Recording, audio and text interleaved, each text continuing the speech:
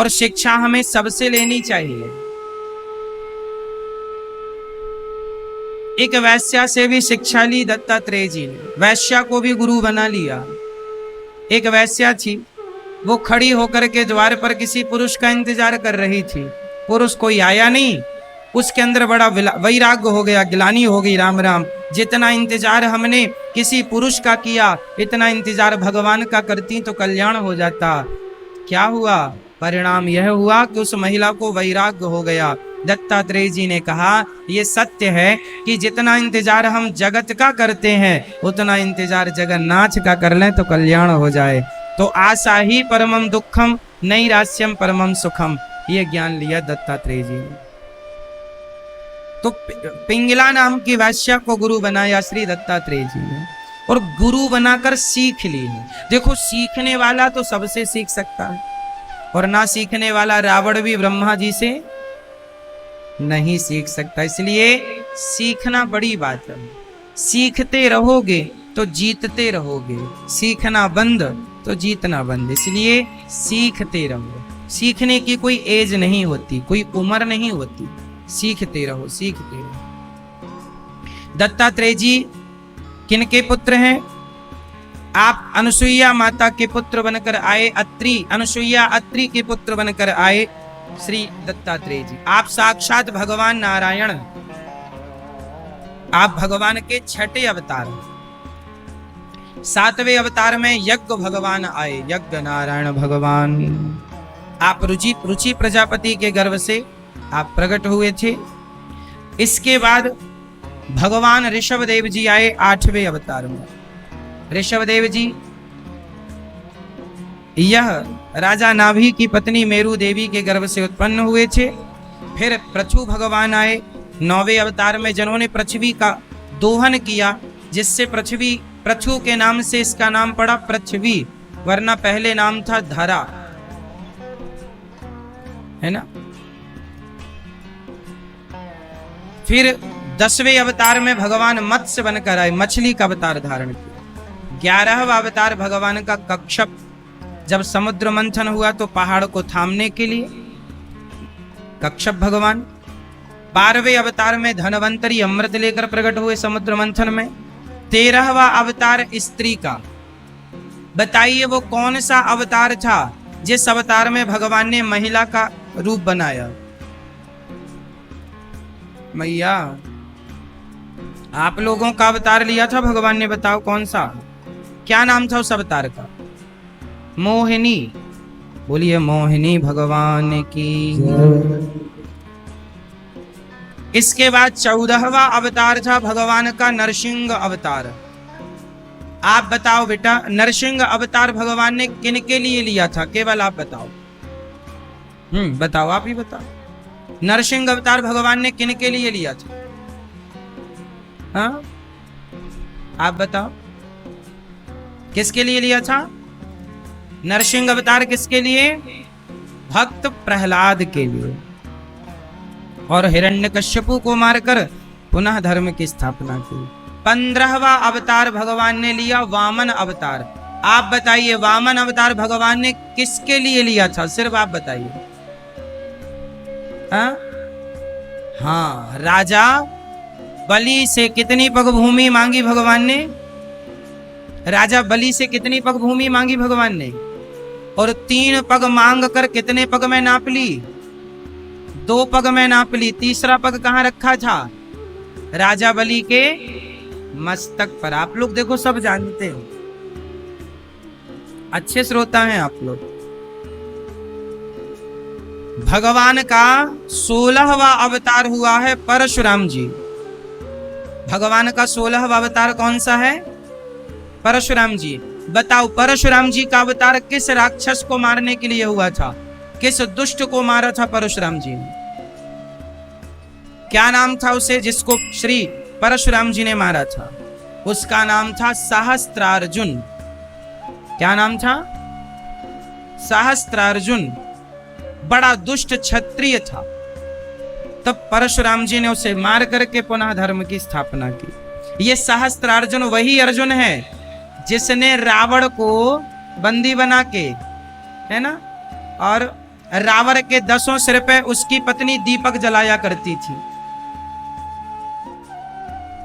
इतना बड़ा बलवान था सहस्त्रार्जुन के रावण को भी, जैसे बाली ने कांख में दबाया रावण को, ऐसे इसने भी बंदी बना लिया था रावण को। रावण इसके सामने ऐसा था जैसे आपके सामने मच्छर है। जैसे आपके सामने मच्छर होता है, ऐसे सहस्त्रार्जुन के सामने रावण था। रावण की कोई वैल्यू नहीं थी, सहस्त्रार्जुन इतना पावरफुल था। उसे मारा था परशुराम जी। तो जो परशुराम जी रावण को, सहस्त्रार्जुन को मार सकते हैं, क्या वो रावण को नहीं मार सकते थे? तो रावण को इसलिए परशुराम जी ने नहीं मारा क्योंकि रावण के बहाने राम को मर्यादा की स्थापना करने आना था। इसलिए रावण को मारना राम जी का उद्देश्य नहीं था, मर्यादा की स्थापना करना उद्देश्य था। इसलिए नहीं तो रावण को मारने वाले तो बहुत थे उस समय पर। ऑलरेडी भगवान का एक अवतार मौजूद था परशुराम जी के रूप में। 17वां अवतार है भगवान जी का व्यास जी, वेद व्यास जी। वेद व्यास जी किनके पुत्र हैं? वेद व्यास जी स्वयं पराशर नंदन सत्यवती के पुत्र हैं, माता सत्यवती। व्यास जी महाराज ने एक वेद को 4 भागों में डिवाइड किया, सामवेद, ऋग्वेद, यजुर्वेद, अथर्ववेद और 18 पुराण। भागवत महापुराण भी व्यास जी महाराज ने ही लिखी है। ये भगवान के 18वें अवतार हैं, 17वें अवतार हैं। 18वें अवतार में भगवान श्री राम जी, भगवान का 18वां अवतार कौन सा है? भगवान श्री राम जी क्यों आए? मर्यादा की स्थापना के लिए। 19वां अवतार है बलराम जी। बलराम जी जानते हैं, जो भगवान श्री कृष्ण के बड़े भैया हैं, यह भी भगवान नारायण ही हैं। 20वां अवतार हुआ है भगवान श्री कृष्ण का। भगवान श्री कृष्ण कौन से अवतार हैं? 20वें अवतार। 21वां अवतार है बुद्धावतार, बुद्ध भगवान जो हो चुका है, बुद्ध भगवान। 22वां अवतार है हरि अवतार। हरि बन करके गजेंद्र को भगवान ने बचाया था। गजेंद्र का पांव पकड़ लिया था मगर ने, हरि बन के बचाया। 23वां अवतार है हंस अवतार। ब्रह्मा जी को भगवान नारायण ने हंस बनकर उपदेश किया था, यह हंस अवतार। और कलयुग का आखिरी जब चरण चलेगा तब 24वां अवतार अभी हुआ नहीं है, होगा। कलयुग के अंत में कौन सा अवतार होने वाला है? कौन सा अवतार? कल्कि अवतार। कलयुग के अंत में कल्कि भगवान आएंगे संबल ग्राम में विष्णु यश नाम के ब्राह्मण के घर में आकर, और पुनः धर्म की स्थापना करेंगे कल्कि भगवान।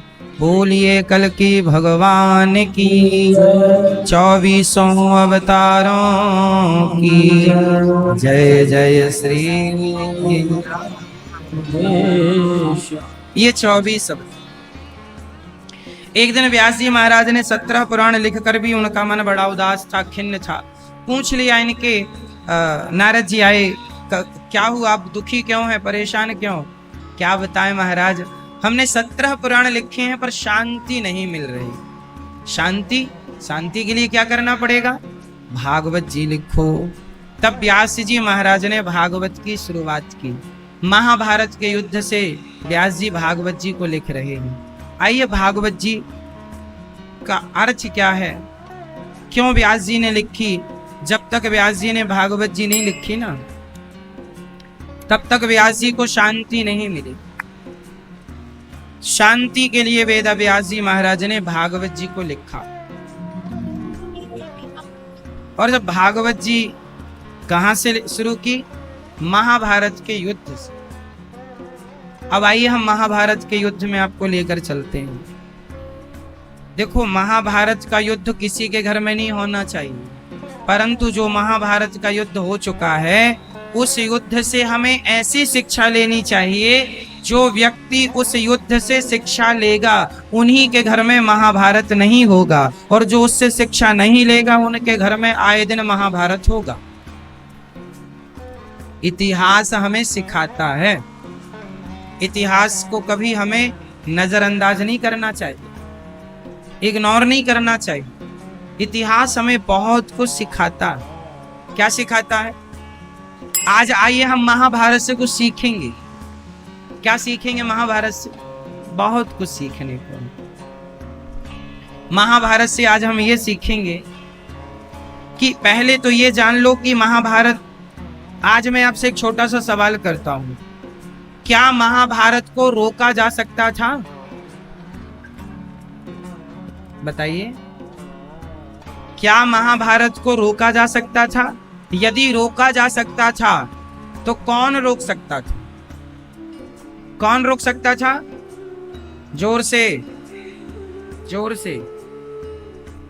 कौन? भीष्म पितामह। भीष्म पितामह रोक सकते थे तो उन्होंने तो बहुत कोशिश की थी, उनसे नहीं रुका। उनकी बात कोई मानता ही नहीं था। ये दुर्योधन अपने से बड़ों की बातें थोड़ी मानता था। जिस घर में बड़ों का सम्मान न हो, जिस घर में बड़ों का सम्मान खत्म हो रहा हो या हो चुका हो, वो घर बहुत जल्दी अंधकार में डूबने वाला। इसलिए बड़ों का सम्मान करते रहो।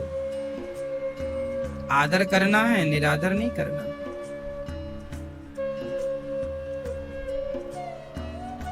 ठीक है? अब बताओ महाभारत कौन रोक सकता था पितामह भीष्म के सिवा? कौन? भगवान श्री कृष्ण। तो वो तो गए ही थे शांति दूत बन के रोकने, उनसे भी नहीं रुका। कौन रोक सकता था? धृतराष्ट्र। बूढ़े की कोई मानता ही नहीं, अंधे थे।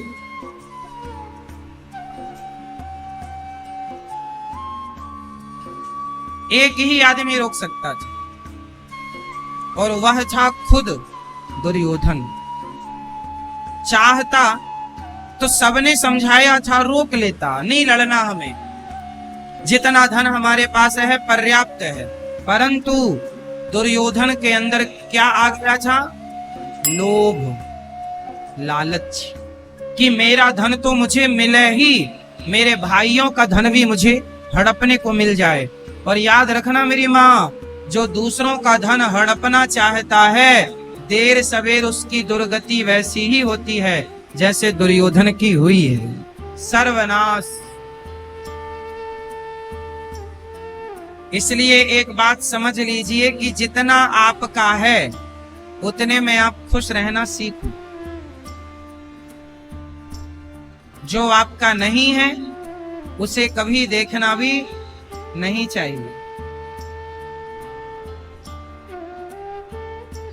पांडवों के साथ दुर्योधन ने क्या किया? जुआ खेला। पहली बात तो ये बताइए, क्या जुआ खेलना धर्म था? जुआ खेलना धर्म है या अधर्म है? जोर से। आप में से कितने लोग जुआ खेलते हैं?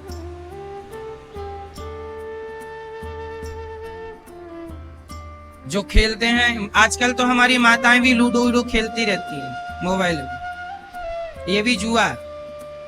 आजकल तो क्रिकेट में जुआ होता, हर जगह जुआ।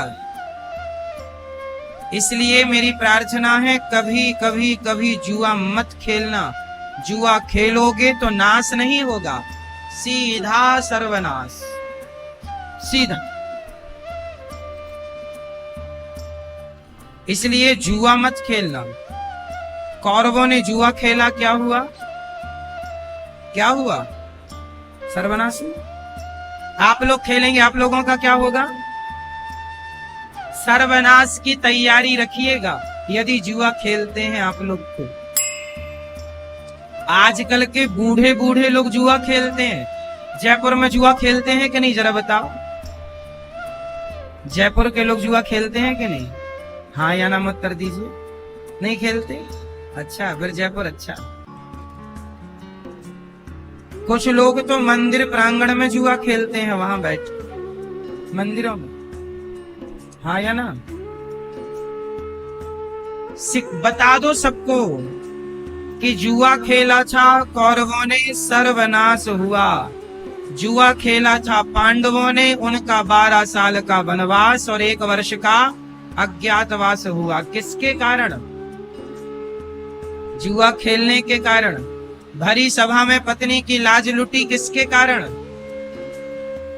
जुआ के कारण। इसलिए जुआ ताश कभी नहीं खेलना चाहिए। यदि आपको देखो, जब बीमारी होती है ना हमें कोई भी, जैसे किसी को शुगर हो गई, बढ़ गई, तो डॉक्टर क्या कहते हैं? अब तुम्हें मीठा नहीं खाना। बीमारी से केवल दवाई नहीं बचाती मेरी माँ, आपका परहेज भी बीमारी से बचाता है। हाँ या ना? अब कोई को शुगर हो जाए और वो इंसुलिन लगाए, इंसुलिन भी लेता जाए और उस साथ में रसगुल्ला भी खाता जाए, तो क्या शुगर कंट्रोल होगी? भाई शुगर कंट्रोल का एक ही फंडा है कि आप दवाई ले रहे हैं तो दवाई नियमित लीजिए और परहेज करिए मिठाई से, मीठे से। उसी तरह यदि जीवन में शांति पाना चाहते हैं तो आपको जुआ, शराब इत्यादि से सदा परहेज करना पड़ेगा, तब जीवन में शांति होगी। आज लोग कहते हैं कि महाराज जी बड़ी अशांति है, इसलिए अशांति है कि आपके जीवन में परहेज नहीं है कुसंग से। आप परहेजी नहीं, आप परहेज नहीं करते, जुआ खेलने लग जाते हैं। जुआ खेलने से बताओ किसका घर बसा है? बसे बसाए घर उजड़े हैं, शांतियां भंग भई हैं जुआ से। किसी को शांति मिली हो जुआ खेलकर तो मुझे नाम बता दो उसका। इसलिए मेरी मां, दुर्योधन अत्यधिक लालची किस्म का व्यक्ति था। दुर्योधन कैसा था? जोर से, जोर से। लालची, और लालच मक्खी गुड़ में गड़ी रहे, पंख रहे लिपटाए, हाथ मलहे और सिर धोने, लालच बुरी। सबसे बुरी क्या है? लालच। इसलिए लालच ना करिएगा। जो आपके पास है वो बहुत है, अधिक लालच विनाश का कारण बनती है, इसलिए लालची मत बनिएगा। अधिक लालच किसका कारण है मेरी मां?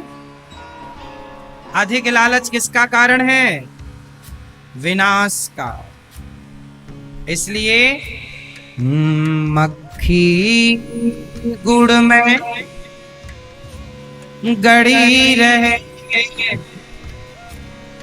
पंख रहे लिपटाए, हाथ मलहे और सिर धुने, लालच बुरी बला। दुर्योधन जरूरत से ज्यादा लालची था और उसके लालच ने विनाश कर दिया।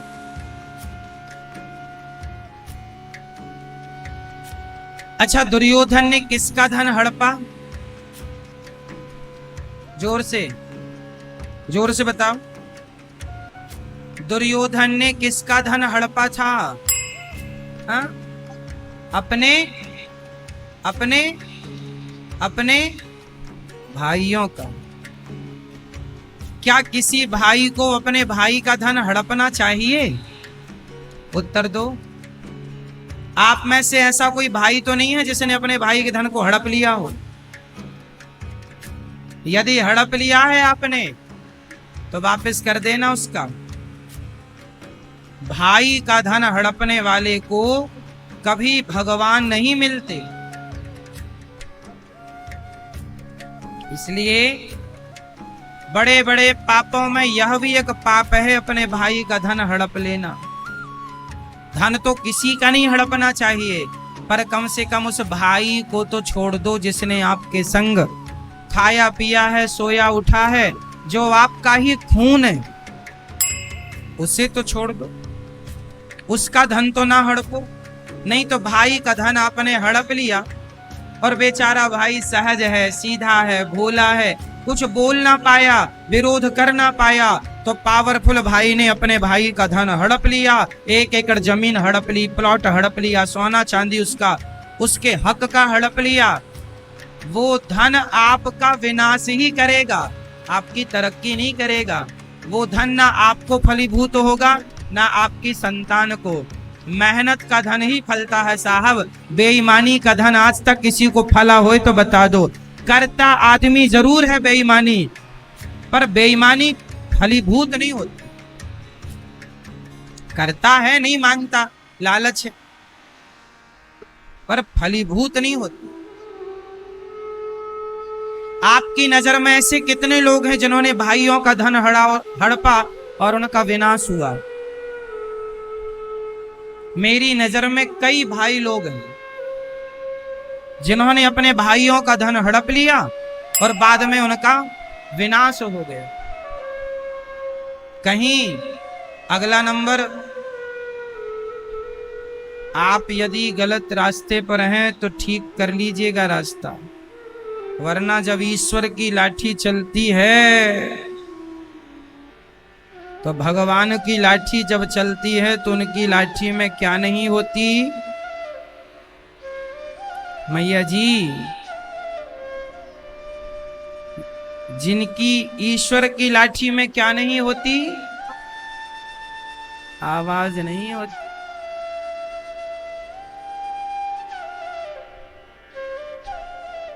इसलिए ईश्वर थोड़ा देर से निर्णय करते हैं, पर जब करते हैं ना न्याय मजेदार। इसलिए दुर्योधन का सर्वनाश हो गया केवल लालच के कारण। जितना खुद का था उसी में संतुष्ट रहता तो ये विनाश की घड़ी क्यों आती। लेकिन इसका भी मिल जाए, इसका भी लूट लूं। खुद की पत्नी तो है ही, दूसरों के पत्नी को भी भरी सभा में उसके कपड़े उतार रहा और कहता है मेरी जंघा में आके बैठ जाओ। लो, तेरी खुद की पत्नी नहीं है मूर्ख आदमी, खुद की लुगाई है, पर दूसरों की पत्नी को कहता है मेरी जांघ में आके बैठ जाओ। अब ऐसों का सर्वनाश नहीं होगा तो क्या होगा, बोलो मेरी माँ। इसलिए अपने धन में, अपनी पत्नी में संतुष्ट रहना चाहिए। जितना मेरे पास है, मैं बासी रोटी खाता हूँ नमक के संग, उसमें भी हमें खुश रहना चाहिए। हम बासी खा के सुखी रहें, पर पड़ोसी 56 भोग खाता हो, हमें कोई फर्क ना पड़े कि वो क्यों खाता है या कैसे खाता है। हम क्या खा रहे हैं, हमें इससे खुश रहना चाहिए। हमारे पास बासी रोटी है, नमक रोटी है, जो है विधाता दे रहे, हम खा रहे हैं। इसका अर्थ ये नहीं कि हम नमक रोटी खा रहे हैं, तुम 56 भोग खा रहे हो तो हम तुम्हारा 56 भोग छीनने की कोशिश करें। ये न्याय नहीं है। और दुर्योधन ने यही किया, पांडवों का धन हड़पा, सर्वनाश। महाभारत रोक सकता था कोई? खुद दुर्योधन रोक सकता। इसलिए कहता हूं कि जब आपके अंदर गलत विचार आए तो सत्संग करो, बड़ों की मानो, सुनो, गलत निर्णय मत लो। वह एक निर्णय सारी जिंदगी रुलाएगा, एक गलत निर्णय। चलो अब आगे चलते हैं। जब भगवान श्री कृष्ण शांति दूत बनकर आए तो माता गांधारी ने कहा, कन्हैया मेरे पुत्र को क्षमा कर दो, कन्हैया मुझे माफ कर दो, कन्हैया तुम आए और तुम्हारा हमने कोई सम्मान नहीं किया, हमारे दुष्ट दुर्योधन ने तुम्हारा अपमान कर दिया। तब वहां भगवान श्री कृष्ण ने कहा, माँ यदि माफी मांगनी ही है तो मुझसे ना मांगो, अपने बेटे दुर्योधन से माफी मांगो। गांधारी को चक्कर आया, कन्हैया मैं अपने बेटे से माफी क्यों मांगू? माँ इसलिए माफी मांगो क्योंकि आपने सही वक्त पर पुत्र को सही संस्कार दिए होते तो आज ये महाभारत की स्थिति उत्पन्न ना होती। आप इसलिए माफी मांगो कि बेटा मैं तुझे सही संस्कार ना दे पाई, इसके लिए माफ कर। आपसे मेरा एक सवाल है, आप कौन सी माँ हो? महाभारत में 2 माँओं का नाम ले रहा हूं मैं। एक माँ है कुंती माँ एक माता है कुंती माता और एक माता है गांधारी माता। आप कौन सी माता बनना पसंद करोगी, गांधारी माता या कुंती माता? जोर से। आप कौन सी माता बनना पसंद करेंगी? गांधारी क्यों नहीं? गांधारी क्यों नहीं? जयपुर में आज भी कुछ गांधारी माताएं पाई जाती हैं। कौन सी माता गांधारी है? अब मैं उसकी पहचान बता रहा हूं।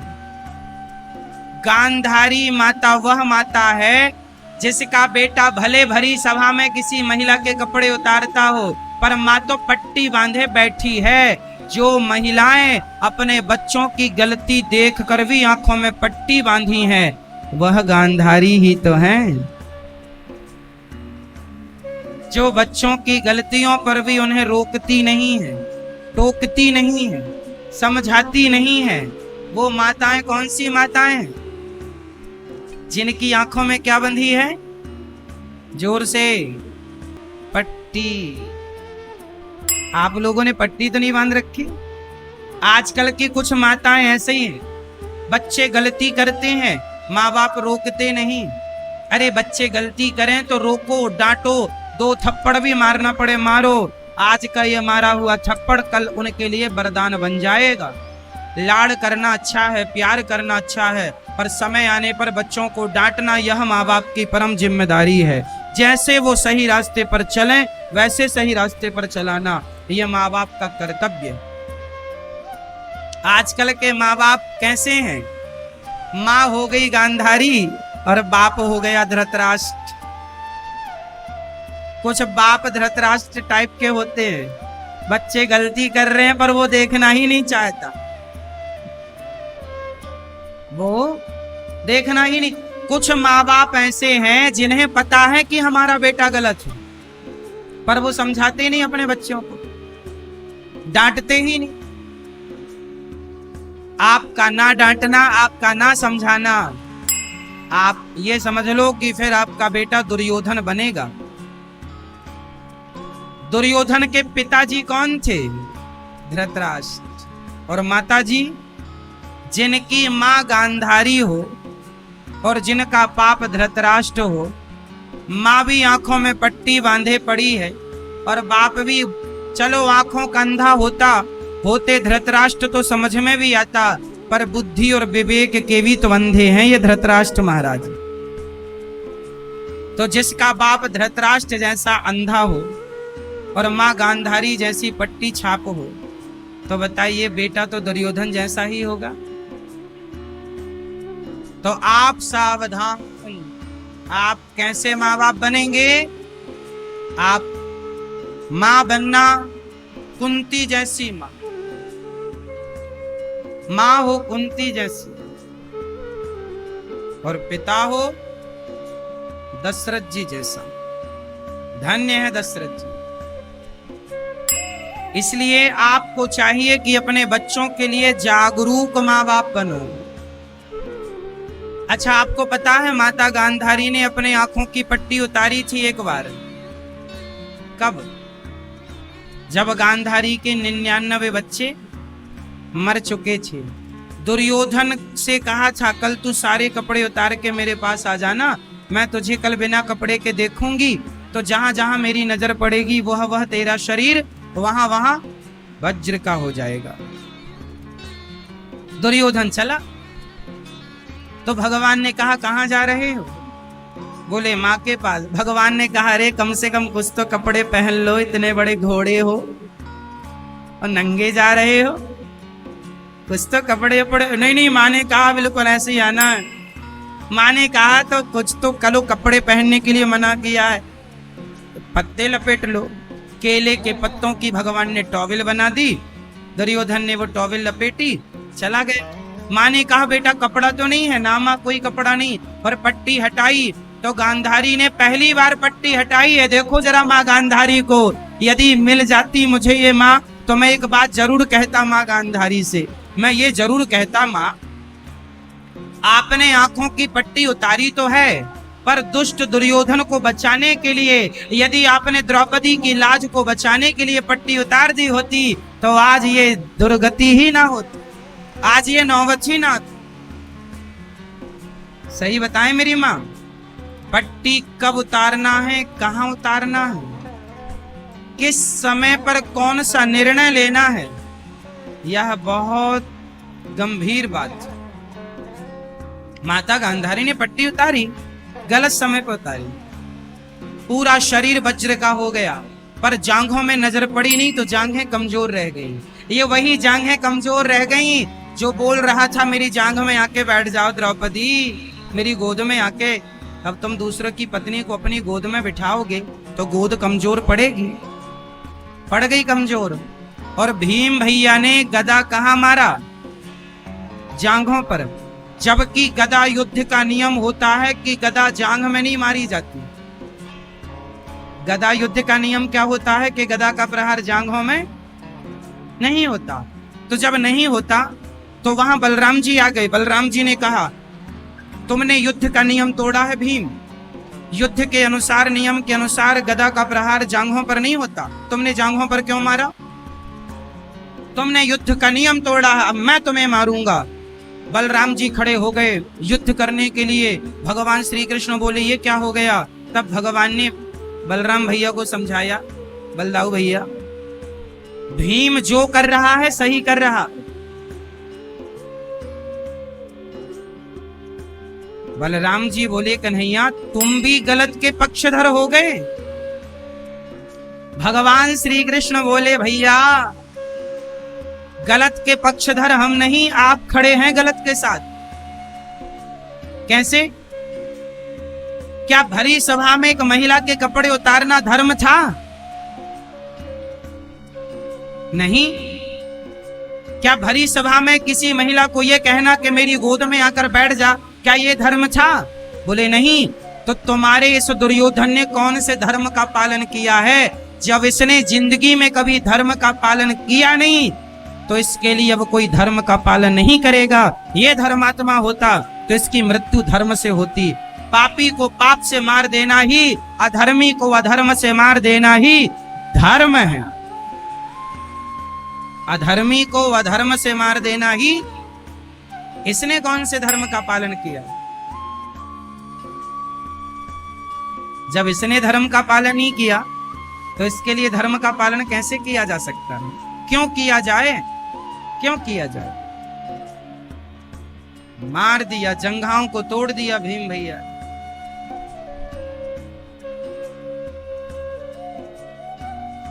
कई बार आप लोग सवाल करते हैं कि राम जी ने बाली को छिप करके क्यों मारा? राम जी ने बाली को, ये सवाल त्रेता युग से, जब से राम जी ने बाली को मारा तब से आज लाखों साल बीत गए, पर ये लाखों साल से ये सवाल खड़ा कि राम जी ने बाली को छिप करके क्यों मारा? क्या राम जी बाली को सामने से नहीं मार सकते थे? मार सकते थे, वो भगवान थे, तो क्यों छिप के मारने की आवश्यकता आन पड़ी? ये सवाल सैकड़ों वर्षों से खड़ा। कितना भी इस सवाल पर सफाई दी गई, कितने भी समाधान दिए गए, फिर भी ये सवाल जस का तस खड़ा कि राम जी ने बाली को छिप करके क्यों मारा।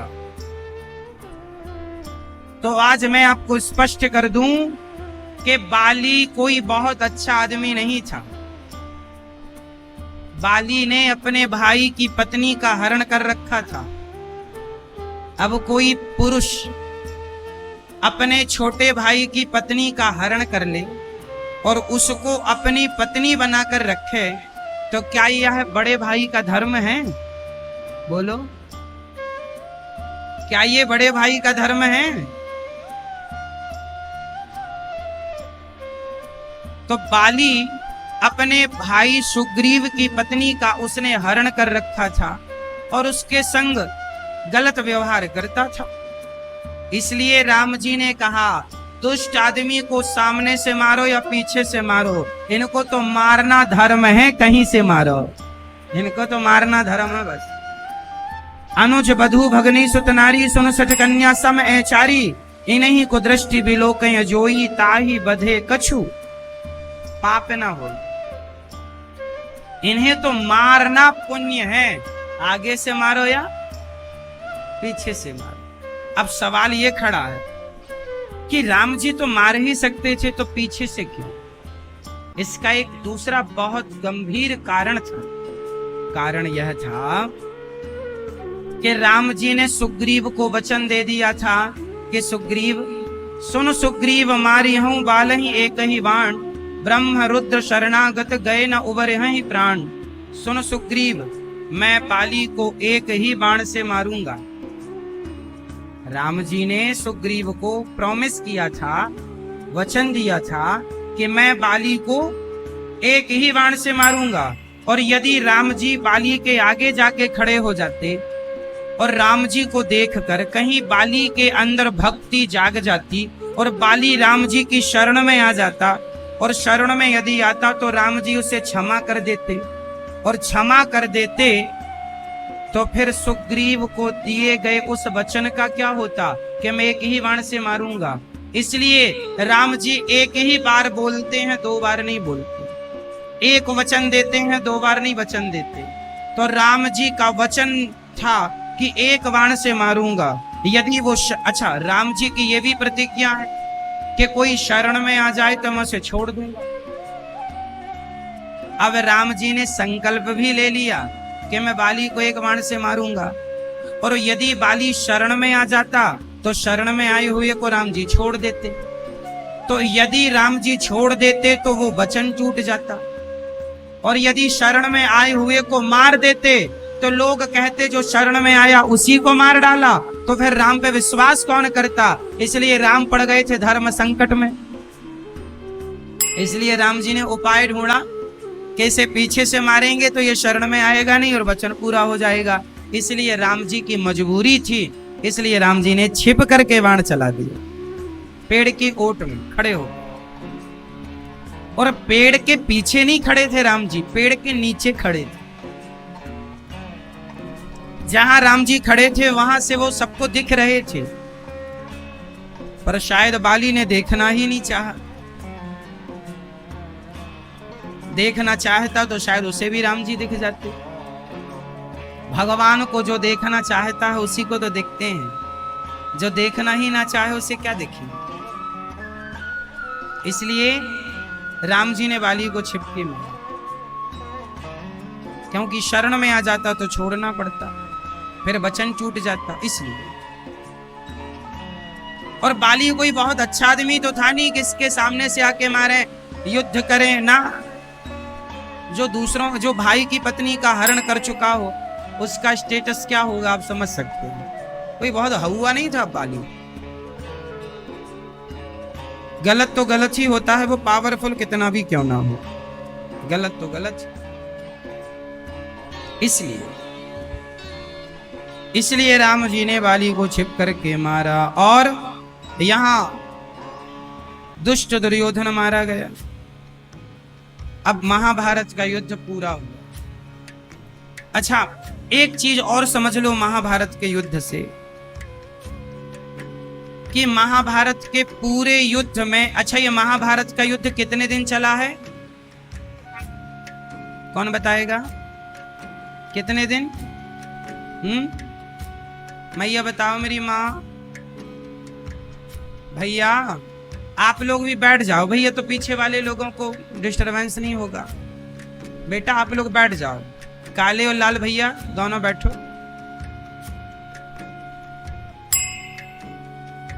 बैठ जाओ। मैया नींद आए तो बताना, हम लोरी सुना देंगे आपको। जिसको नींद आए वो बता देना। अच्छा, महाभारत का युद्ध कितने दिन चला था? 18 दिन। पूरे 18 दिनों तक अर्जुन की गाड़ी किसने ड्राइव की? किसने चलाई? जोर से। भगवान श्री कृष्ण ने।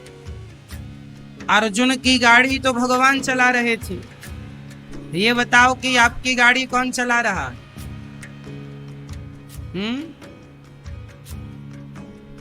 आपको नहीं पता कौन चला रहा? यदि आप ही अपनी गाड़ी चलाएंगे तो एक्सीडेंट होगा।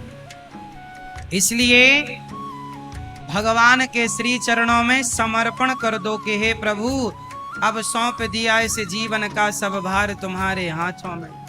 पूर्ण रूप से समर्पण कि अब जैसे आप चाहें वैसे आप चलाएं, जहां ले जाना चाहें वहां आप ले चलें, जैसे रखना चाहें वैसे आप रखें। हम तो आपके हैं। क्या करना पड़ेगा हमें? अपने आप को क्या करना पड़ेगा? केवल समर्पण। जैसे अर्जुन ने अपनी गाड़ी भगवान के चरणों में उन्होंने सौंप दी, वैसे हम भी अपनी गाड़ी भगवान के श्री चरणों में क्या करें? मेरी माँ, जोर से सौंप देना, हाँ या ना? तो अर्जुन की तरह जिसने अपनी गाड़ी, अब सोचो जिनकी गाड़ी भगवान चलाएं, उनकी गाड़ी भगवान चला रहे हैं तो जीत भी उन्हीं की होगी जिनकी गाड़ियां भगवान चला रहे हैं। इसलिए सौंप दो। हे नाथ, जो आप चाहें वो आप करें, अपने आप को समर्पण कर दीजिए। हमारे सहारे भगवान है। जैसे भगवान अर्जुन के सहारे थे, ऐसे भगवान ही हम सबके सहारे हैं।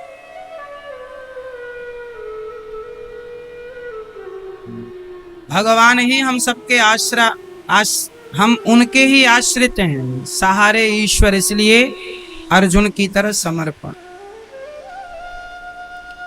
महाभारत का जब युद्ध हुआ,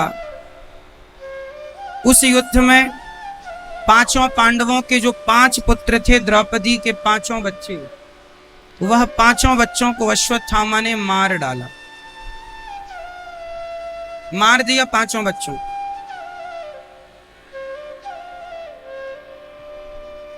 पांचों का सिर काट दिया। और जब द्रौपदी ने देखा कि मेरे बच्चे मारे गए, अर्जुन ने अश्वत्थामा को पकड़कर द्रौपदी के सामने खड़ा किया, द्रौपदी से दंड दो। द्रौपदी ने कहा इसे छोड़ दो। क्यों? इसे क्यों छोड़ दें? इसने तुम्हारे बच्चे को मारा है। कोई बात नहीं। दया धर्म का मूल है, पाप मूल अभिमान।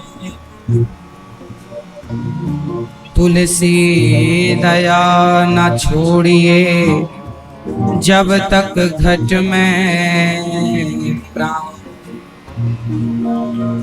दया धर्म का मूल है। हमें दया कभी नहीं छोड़नी चाहिए। द्रौपदी ने कहा इसे छोड़ दो। क्यों कहा द्रौपदी ने ऐसा? क्योंकि द्रौपदी के 5 बच्चे भले मर गए हैं, पर दया द्रौपदी के अंदर है। अच्छा बताओ, हम लोगों के अंदर दया होनी चाहिए कि नहीं? हाँ या ना? होनी चाहिए। कितनी दया होनी चाहिए? आप में से किस किस के अंदर दया है? हाथ उठा के बता दो। अच्छा, सबके अंदर? सब दयालु हैं आप लोग। अच्छा, अब मुझे ये बताओ कि आप में से कितने लोग मांस खाते हैं? अंडा, मुर्गी, मछली, बकरा, बकरी, भैंसा, भैंसी, जो भी है। कौन कौन अंडा खाता है? हाथ उठाओ। अच्छा, आप कोई नहीं आप अंडा खाते हैं? हाँ या ना? आपसे सवाल। आप खाते हैं अंडा भैया? मांस खाते हैं? मुर्गी इत्यादि, मछली इत्यादि जो भी होता है। चलो, अच्छा है कि नहीं खाते, ये अच्छी बात। अब मुझे एक बात बताओ, जिसके अंदर दया है, क्या वह कभी किसी की हत्या कर सकता है? बोलो हाँ या ना? नहीं ना? अरे, दया का अर्थ यही है कि यदि मेरे अंदर दया है तो मैं किसी की हत्या नहीं कर सकता, क्योंकि मेरे अंदर क्या है? दया है। आज कितने लोग ऐसे हैं जो कहते हैं कि हम बड़े दयालु हैं, पर मांस खाते हैं। याद रखिएगा, मांस खाने वाला कभी दयालु नहीं हो सकता और दया रखने वाला कभी मांस नहीं खा सकता। ये दोनों बातें विपरीत है, उल्टा। कैसे? दया का भाव रखने वाला कभी मांस कैसे खाएगा? खा ही नहीं सकता मांस। किसी जीव की हत्या हम क्यों करें? क्या किसी जीव की हत्या करना पाप नहीं है? बिल्कुल पाप। आज लोग इतने निर्दयी हो गए हैं, मछली को तड़पती देख कर के उन्हें दया नहीं आती, मार कर खा जाते हैं। ये सबसे बड़ा पाप है। किसी जीव की हत्या अपने स्वाद के लिए कर लेना, इससे बड़ा पाप क्या हो सकता है? इसलिए किसी की हत्या करना पाप है और किसी को जीवन दान देना उस बहुत बड़ा।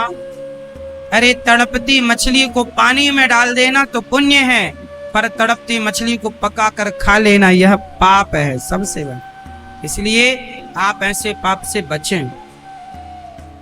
वैसे भी आप लोग जयपुर में तो मांस कोई नहीं खाता होगा, क्यों?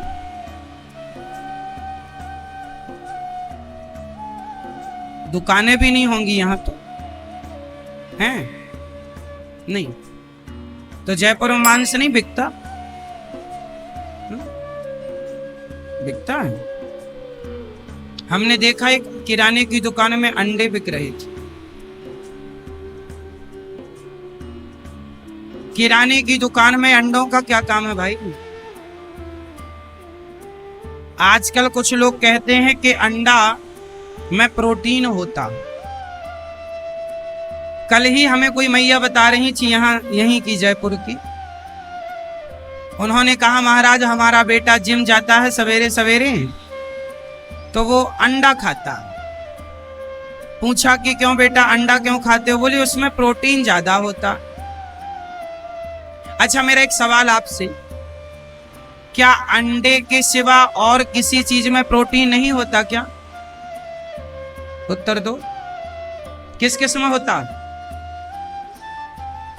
अंकुरित अनाज, अंकुरित दालें, दूध, दही, सोयाबीन, ये सारी चीजें प्रोटीन से ही भरी। हाँ या ना? हमारी जितनी दालें होती हैं, यदि आप उन्हें अंकुरित करके खाएं, रात्रि को भिगा दें, अंकुरित करके खाएं, उनके जितना प्रोटीन अंडे में कहाँ होगा? जब विकल्प है तो विकल्प से काम किया जाए, अंडे को क्यों खाया जाए? ऐसा शरीर बना के क्या करोगे? अंडा मतलब मुर्गी का बच्चा, आप उसे ना छेड़ेंगे तो उससे मुर्गी का बच्चा ही निकलेगा।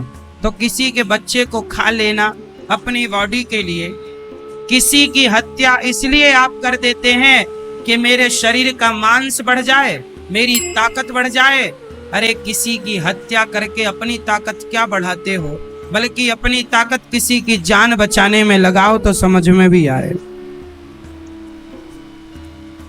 भूल गए महाराणा प्रताप को, भूल गए उन महापुरुषों को जिन्होंने आपकी रक्षा के लिए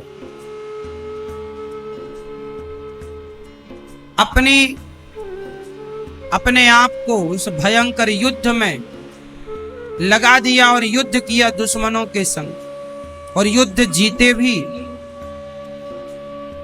कितने घाव सहे, कितना कुछ ना सहा, जंगल में कुछ समय बिताए,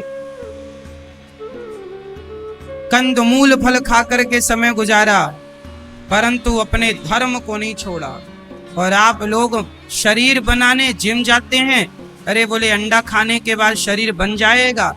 बहुत लोग ऐसे हैं जो एक रत्ती मांस नहीं खाते, उनका शरीर अच्छा है। दारा सिंह का नाम तो सुना होगा।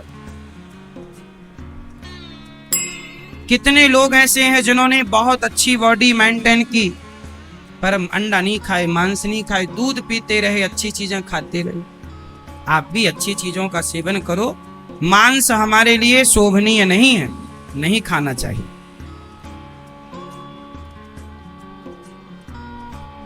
राजा, यहां भगवान ने देखा अश्वत्थामा बैठे हैं, द्रौपदी ने कहा छोड़ दो, क्योंकि द्रौपदी के अंदर दया है, छोड़ दो।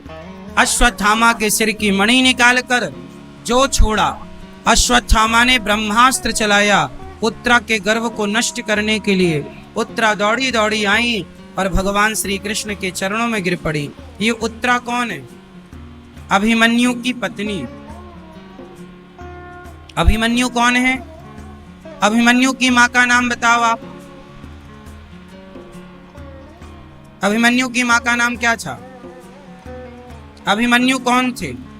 अभिमन्यु के पिता का नाम बताओ। आप लोग बताइए भैया, बताओ अभिमन्यु के पिता का नाम बताओ।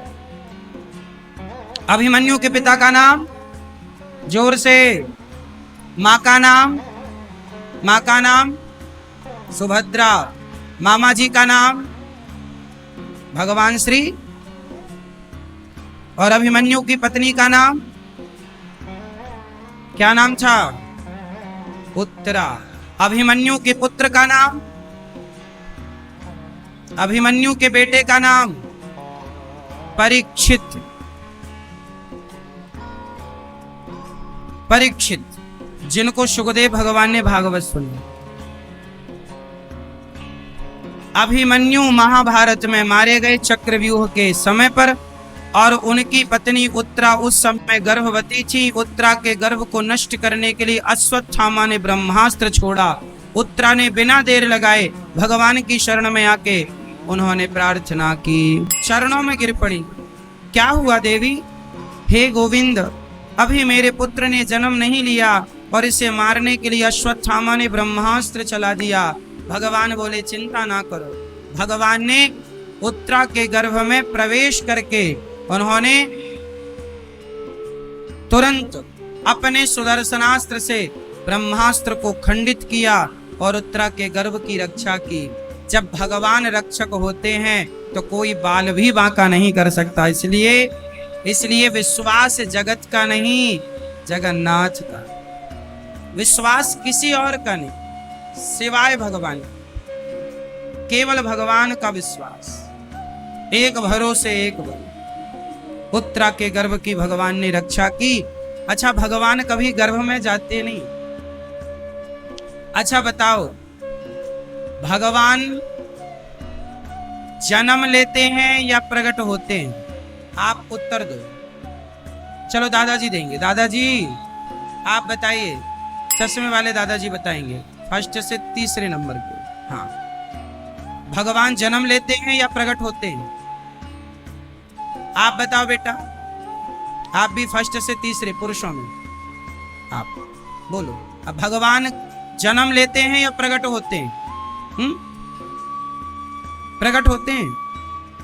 कैसे प्रूव करेंगे आपके प्रकट होते हैं? क्या बोल के सिद्ध करेंगे? जैसे हमारा जन्म होता है ना मेरी माँ, हम अपनी माँ के गर्भ से आते हैं। भगवान हमारी तरह जन्म नहीं लेते, भगवान तो प्रकट होते हैं। इसलिए लिखा है, आपको ये चौपाई बोलना पड़ेगा प्रमाण के लिए, भय प्रकट कृपाला। हम लोग गाते हैं ना सवेरे सवेरे मंदिरों में, भय प्रकट कृपाला दीन दयाला कौशल्याहित। ये चौपाई, ये स्तुतियां बच्चों को याद कराया करो मेरी माँ। आप लोग अपने बच्चों को कुछ भी ध्यान नहीं देती हो, फिर दुर्योधन बन जाएगा तो रोना मत। तुम गांधारी बन गई हो तो दुर्योधन बनेगा। तुम भी तो पट्टी नहीं उतार रही हो अपनी आंखों की कि कुछ संस्कार दो, गीता पढ़ाओ, रामायण पढ़ाओ, कुछ चौपाइयां याद कराओ, कुछ अच्छी चीजें सिखाओ, बताओ ना। जैसे बच्चे वैसे ही माँ बाप। कुल मिला करके भगवान के बारे में पूरी जानकारी हासिल करनी चाहिए। भगवान कभी जन्म नहीं लेते, कभी गर्भ में नहीं जाते, पर आज उत्तरा के गर्भ में भगवान गए परीक्षित को बचाने के लिए। भगवान कभी गर्भ में जाते नहीं, ना कौशल्या माँ के गर्भ में गए, ना माँ देवकी के गर्भ में। प्रकट भय तमद्भुतम बालकमंबुजे क्षणम चतुर्भुजम शंख गदायुधायुधम। प्रकट भय हैं। भगवान कृष्ण के बारे में भी लिखा है, प्रकट राम जी के बारे में अभी प्रकट ही लिखा है, जन्म लिया ऐसा नहीं लिखा। जन्म हम लोग लेते, भगवान सदा प्रकट होते हैं, पर उत्तरा के गर्भ में भगवान चले गए। क्यों गए? जहां भगवान कहते हैं कि भक्त के लिए गर्भ में भी जाना पड़े, तो मैं अपने भक्त के लिए गर्भ में भी जाने को तैयार हूं। और उत्तरा के गर्भ में इसलिए गए कि वह भक्त को बचा सके, परीक्षित की रक्षा कर सके, और उन्होंने रक्षा की।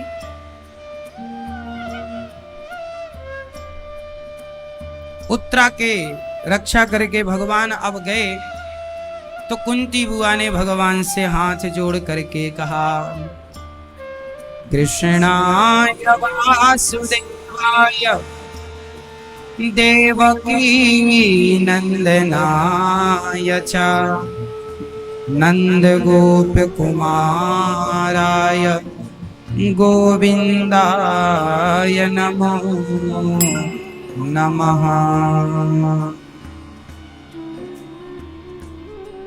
आज माता कुंती ने भगवान से कुछ मांगा है। हे गोविंद, आज मैं आपसे कुछ मांगती हूँ। हाँ हाँ बुआ, मांगो, क्या चाहती हो? आज कुंती बुआ ने भगवान से क्या मांगा? भगवान विपत्ति मांग रही हैं आज कुंती बुआ। विपदा संतो नः शाश्वत तत्र तत्र जगत गुरु। हे गोविंद, हे जगत गुरु, आज मुझे विपत्ति दो। क्यों माँ, क्यों विपत्ति चाहती हो? हे श्याम सुंदर, जब से मैंने होश संभाला है, तब से मैंने सुख ही सुख पाया, पर उस सुख में मैं आपको भूलती चली गई। आज कुंती बुआ बोली, हे जगदीश, हे द्वारिकाधीश, हे गोविंद, ऐसा दुख दो जिस दुख में मैं सदा आपका स्मरण करती रहूं, ऐसा दुख दे करके जाओ। अच्छा एक बात बताओ,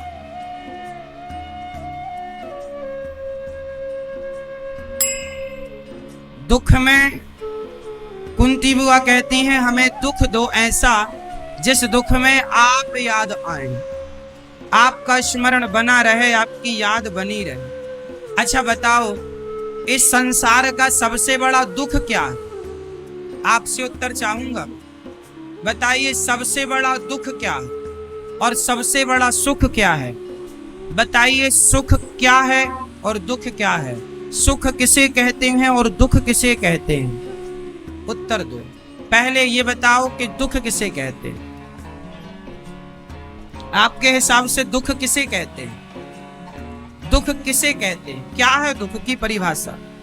दुख को परिभाषित कीजिए जरा, फटाफट, समय कम है। आप बताओ भैया, आप बताओ। सफेद कुर्ता, रेड कलर का बैच, बताओ, बोल दो फटाफट। बताओ, दुख किसे कहते हैं? नहीं, हाँ हाँ बताएंगे। ये कुर्सी वाली मैया बताएंगी, बूढ़ी सी लाल साड़ी वाली मैया। मैया बता दो मेरी माँ। हाँ बताओ। और पीछे वाली मैया भी बताएंगी। बताओ जल्दी कि दुख किसे कहते? हाँ बताओ। भगवान को, बोलो मेरे संग, भगवान को, जोर से, भगवान को बोलो, भगवान को भूल जाना ही दुख है और भगवान का स्मरण बनाए रखना ही सुख है। भगवान का विस्मरण ही दुख है और भगवान का स्मरण ही सुख है। जीवन का सबसे बड़ा सुख है भगवान का चिंतन और सबसे बड़ा दुख है भगवान को भूल जाना। इसलिए कहा करो कि हे नाथ, मैं आपको कभी, बोलो हे नाथ, मैं आपको कभी भूलू नहीं। जोर से बोल दो मेरी माँ, हे नाथ, मैं आपको कभी भूलू नहीं। याद रखो सदा भगवान को, सदा भगवान का स्मरण बनाए रखो। काम करो, पैसे कमाओ, बिजनेस करो, व्यापार करो, सब करो, पर भगवान का स्मरण बना रहे, ये निवेदन ठाकुर जी से करो। हे प्रभु, मैं आपको कभी भूलू नहीं। काम खूब करो, पैसा खूब कमाओ, नाम कमाओ, इज्जत कमाओ, खूब धन कमाओ, पर भगवान का स्मरण बनाए रखो। हर हाल में लंका में रहकर विभीषण भी भगवान को भूले नहीं। जब विभीषण लंका में रह के नहीं भगवान को भुलाया, तो हम गोविंद देव जी की नगरी में रह के भगवान को क्यों भूल जाते हैं? हम जयपुर में रह के भगवान को भूल गए, और वो विभीषण लंका में रह के राम को ना भूला। क्यों जी? सही है। जो रावण की नगरी में रह के राम को ना भुला सका, वो गोविंद देव जी की नगरी में रह के भला गोविंद देव जी को कैसे भूल गया? भूल गया। यही दुख है, यहीं से दुख की शुरुआत।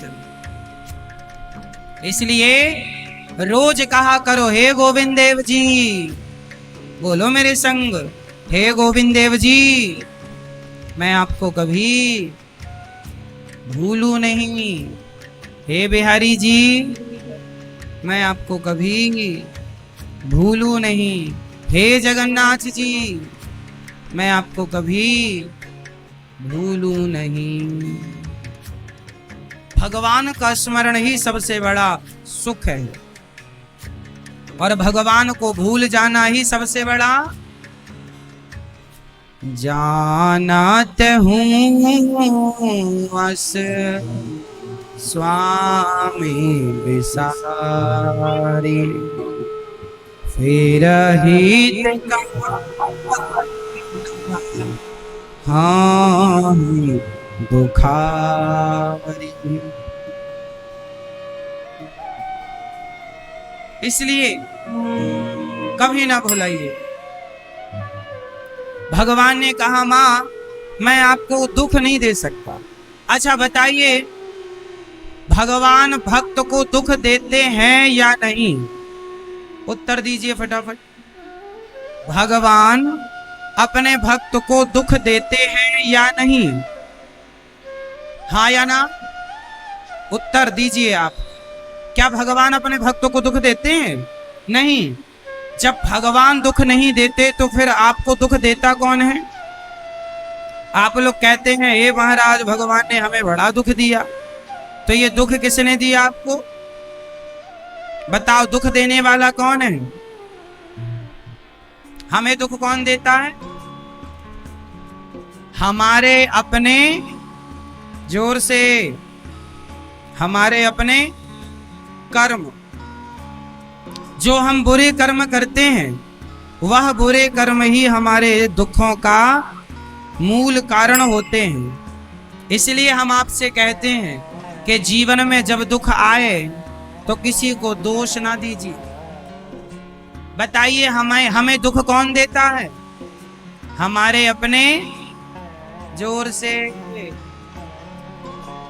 राम न मार काहू को, पापी नहीं आराम, आप से मर जाते हैं कर कर खोटे काम। भगवान कभी किसी को दुख देते ही नहीं। व्यक्ति अपने ही बुरे कर्मों के कारण मर जाता है और दोष भगवान को देता है। भगवान के कारण हमें दुख मिला।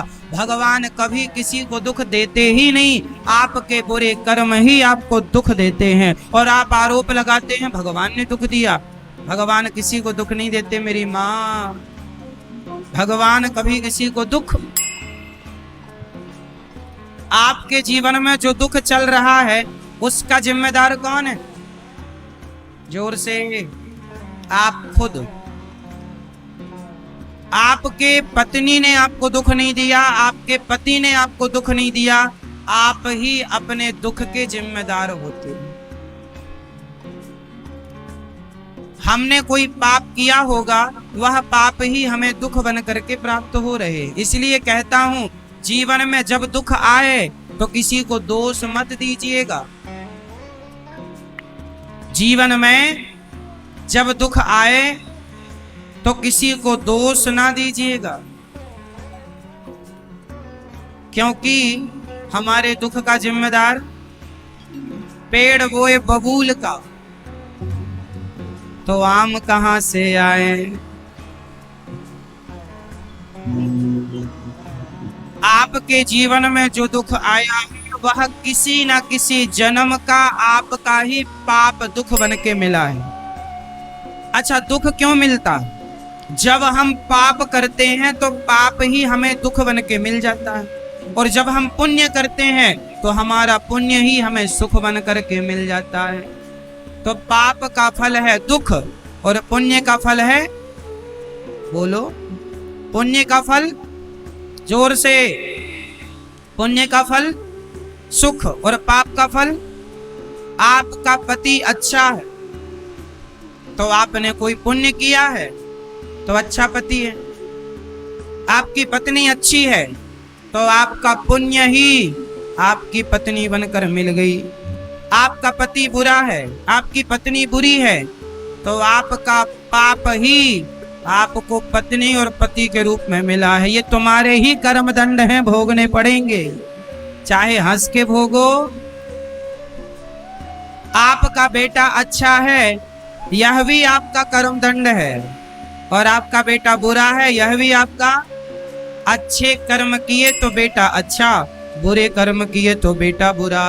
अच्छे बुरे कर्मों का दंड ही हमें सुख दुख के रूप में मिलता है। तो भगवान ने माता कुंती पर कृपा की और कुंती को विपत्ति नहीं अपना स्मरण दिया। इसके बाद पितामह भीष्म पर भगवान ने कृपा की। भीष्म पितामह को भगवान ने पांडवों को ले जाकर पितामह की शरण में डाल दिया, और भीष्म पितामह बड़े प्रेम से पांडवों को उपदेश करते हैं। राजधर्म, स्त्री धर्म, सारे धर्मों का ज्ञान दिया। पितामह की सदगति हुई। इसके बाद भगवान द्वारिका गए, जहां परीक्षित का जन्म हुआ, तो भगवान फिर आए। परीक्षित को मिले, आशीर्वाद देकर भगवान पुनः द्वारिका गए। धृतराष्ट्र गांधारी का वन में जाना, और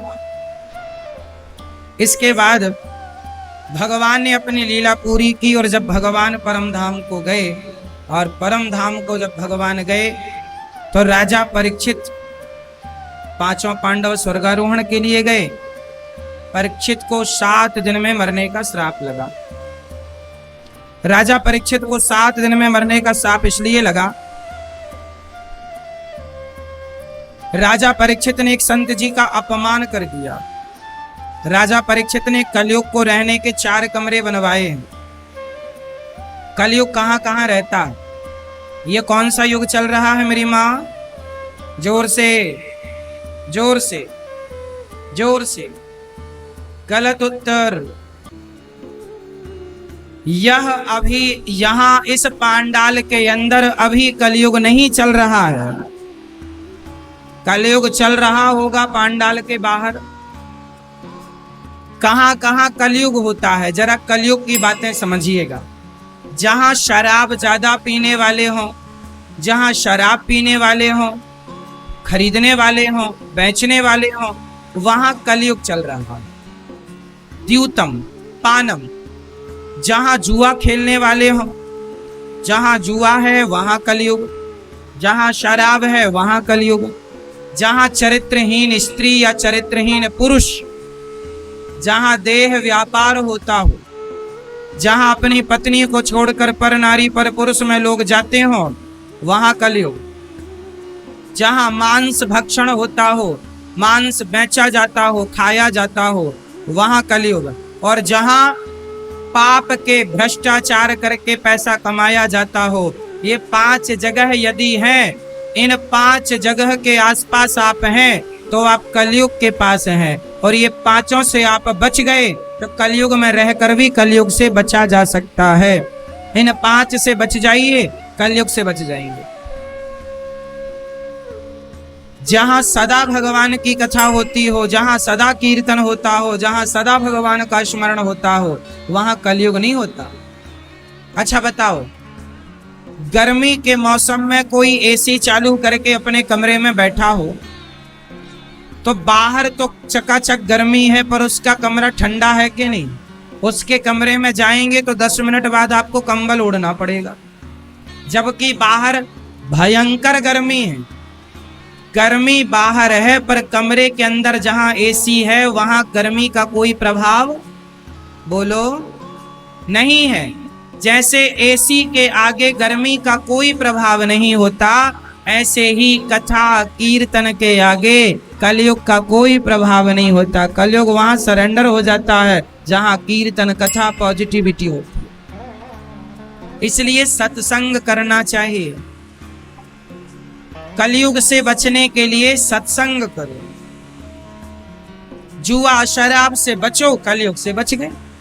हमारे यजमान जी आज ही हमें कह रहे थे, जब हम इनके घर गए तो जेपी मीणा जी ने बताया कि इनके कोई जानने वाले हैं, वो लगभग 25 वर्षों से खूब शराब पीते थे। उनकी पत्नी बड़ी परेशान, 25 वर्ष का शराबी इनके जानने वाले, और उन्होंने कथा सुननी शुरू की तो 25 वर्ष की शराब एक दिन की कथा में ही छूट गई और आज उनका जीवन खुशहाल है। ऐसा आपने आज बताया।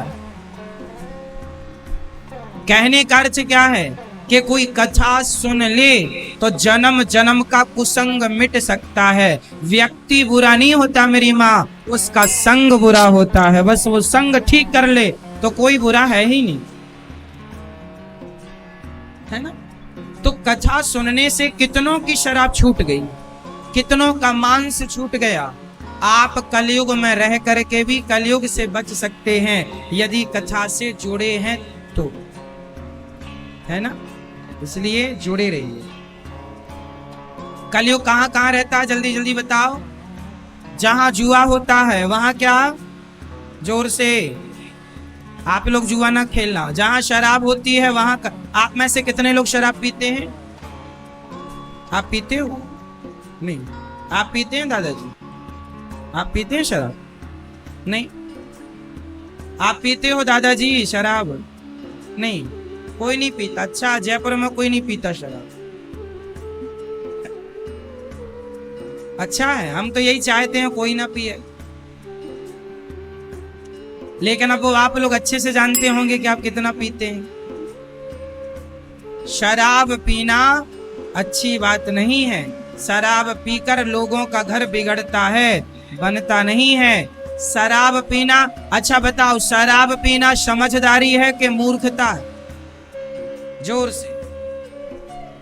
मैया ये कहाँ जा रही? बैठो मेरी माँ। शराब पीना समझदारी नहीं, मूर्खता है। क्यों? शराब की बोतल में लिखा है शराब पीना स्वास्थ्य के लिए, जब बनाने वाली कंपनी खुद कह रही है कि यह हानिकारक है। आप इतने पढ़े लिखे हो तो शराब की बोतल में जो लाइन लिखी है वो क्यों नहीं पढ़ पा रहे हो? यदि वो पढ़ लेते तो हम मान लेते कि आप पढ़े लिखे, पर आप वही नहीं पढ़ पा रहे। शराब पीना सबके लिए नुकसानदायक, इसलिए शराब कभी नहीं पीना चाहिए। तो आप में से कितने लोग शराब नहीं पीते? हाथ उठाओ। जो नहीं पीता वो हाथ उठाएंगे। अब अगल बगल वाले को देख लो, झूठे ही तो नहीं उठाया। ये भैया पीते हो आप शराब? पीछे वाले, ये आगे वाले से पीछे वाले। हाँ, आप पीते हो शराब? कभी कभी। अच्छा, इसलिए हाथ नहीं उठा रहे हैं। तो आप शराब पीते हो? बच्चे हैं आपके? बेटा है बेटी है? बेटा है बेटी दोनों है? दोनों है। तो आप भी अपने बेटे को पिलाते हैं शराब? दोनों बेटा हैं तो बेटी हैं, चलो कोई बात नहीं। तो आप अपनी बेटियों के लिए शराबी दामाद ढूंढेंगे क्या? नहीं नहीं। तो जब आपका दामाद आप शराबी नहीं ढूंढेंगे तो आप भी तो किसी के दामाद ही होंगे। तो आप काहे शराबी दामाद हो?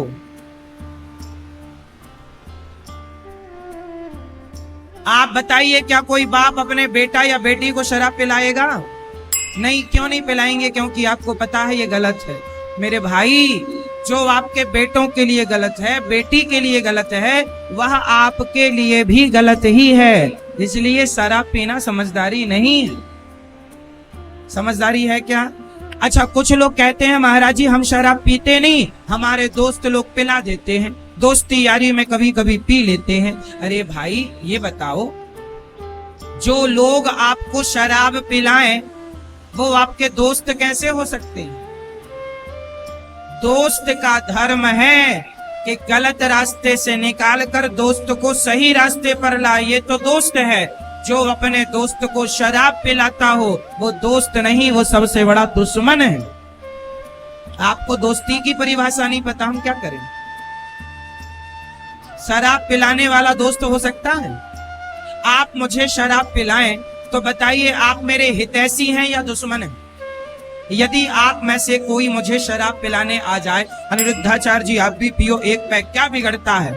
यदि आप मुझे शराब पिलाने आए तो बताओ आप मेरे हितैषी हैं या मेरे दुश्मन हैं? जोर से, जोर से। मुझे शराब मेरा हितैषी नहीं पिला सकता, मुझे शराब मेरा दुश्मन दे सकता है। बस मेरी माँ, मेरे दोस्तों, आपको शराब जो पिला रहे हैं वो आपके दोस्त नहीं, ऐसे दुश्मनों से आपको सावधान रहना चाहिए। ऐसे लोगों की दोस्ती नहीं करनी चाहिए जो आपका धर्म बिगाड़े, शराब पिलाए। दोस्ती करनी है, हमसे दोस्ती करो, हम आपके फ्रेंड बनने को, दोस्त बनने को तैयार। तो आप हमें वचन दो कि आज से शराब नहीं पिएंगे आप। सही? उठा लो हाथ। नहीं है दम? क्या कह रहे हैं?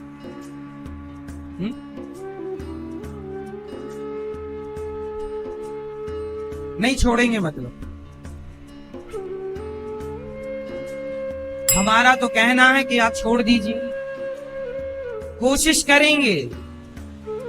ये कोशिश क्या होती है भाई? सही रास्ते पर आने की कोशिश नहीं, सही रास्ते तो चुटकियों में निर्णय लिए जाते हैं। गलत रास्ते छोड़ दिए, सही आ गए, ये सही।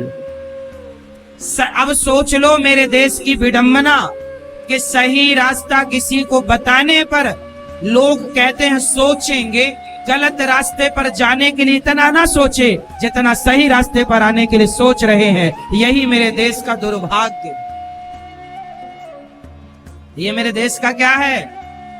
जोर से, दुर्भाग्य।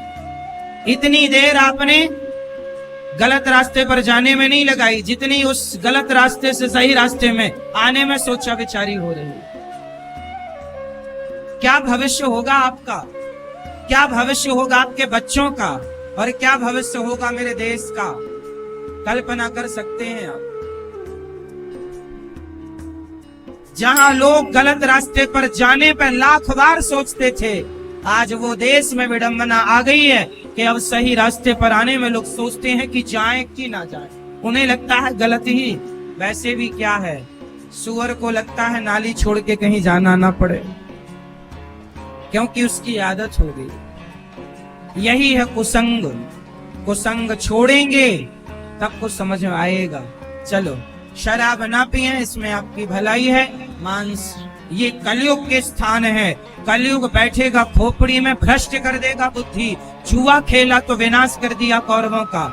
शराब पिया तो यदुवंशियों का नाश हो गया, आपस में लड़कर मर गए। शराब ने भगवान के वंश को नहीं छोड़ा तो ऐरे गहरे नत्थु खैरे को छोड़ देगी ये शराब?